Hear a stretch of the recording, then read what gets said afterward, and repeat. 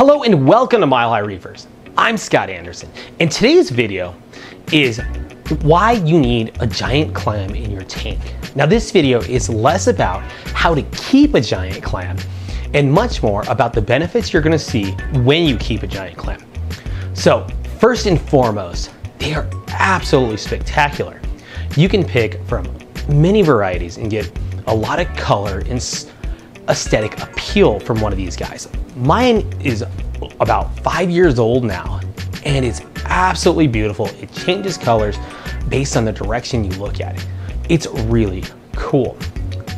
But an even bigger benefit than the way it looks is its filtering ability.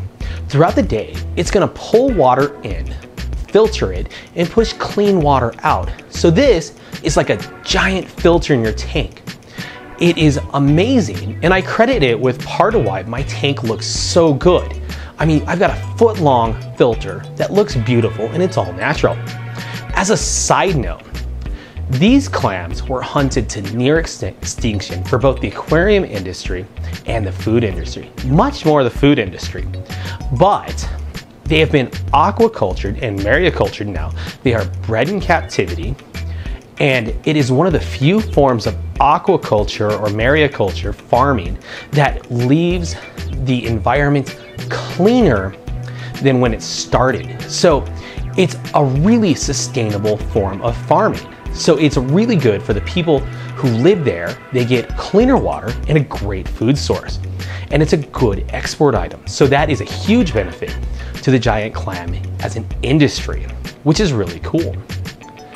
Now, another cool benefit is it becomes a large structure in your tank. So lots of different organisms start to live on it. One of the more interesting things about my clam, and my clam's a squamosa clam, is that my clownfish host it. I've got 4 clownfish in the tank that love this thing. They sleep in it. They lay their eggs on it. They live in it, they live near it. This is their home. So it's a nice big house for my clam. Now I believe, or for my clowns, I believe my clam actually benefits from this though, because the clownfish produce waste, which it's then able to suck in and feed off of. So I think it's actually a symbiotic relationship between the clownfish and the clam. The clownfish gets shelter and a place to lay their eggs, and the clam gets a good food source. Also, the shell of the clam provides a nice place for stuff to live. If you look at my clam, I've got lots of different kinds of feather duster worms on it. I've also got sponges growing all over it.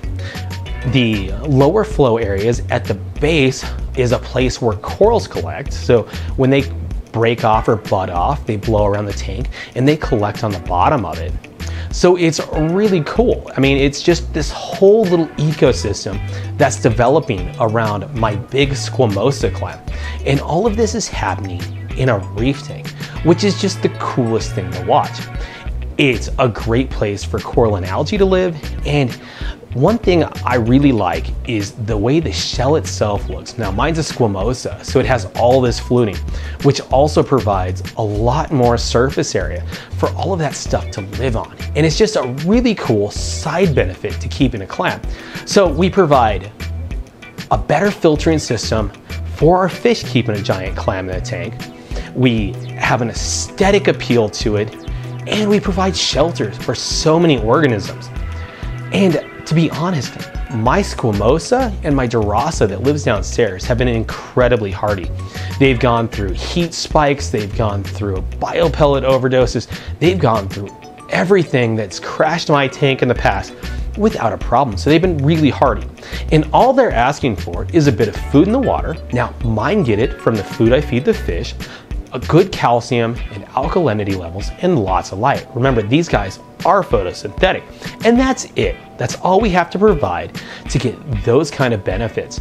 So if you got a big enough tank, I highly recommend looking at a giant clam for your tank. If you're getting started, I really recommend Crocea, dorasa, or squamosa. They're a lot easier to keep in my opinion. So think about that. Anyways, thank you for watching this episode of Mile High Reefers. Like, comment, subscribe, and I'll see you on the next one.